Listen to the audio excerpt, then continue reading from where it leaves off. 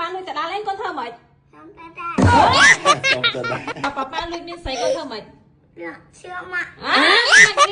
បាទ សួរពើមីង ជំរាបសួរអ៊ំពូមីងឆែនអាយុប៉ុន្មានឆ្នាំហើយកូន ពេលខ្ញុំ 2 ឆ្នាំហើយប៉ាខំធ្វើការរាល់ថ្ងៃដើម្បីអីកូនលើលើអីចេះ អូរលុយឲ្យឆែនរលុយឲ្យឆែនធ្វើអីតលៀង ទៅ មមីសេណាអត់ អូម៉ាមីឆែនឆ្លាតអត់អូឆ្លាតមែនទេ កូនមកចឹងណា អានេះគេហៅគេកូននេះអង់គ្លេស អាយ អូ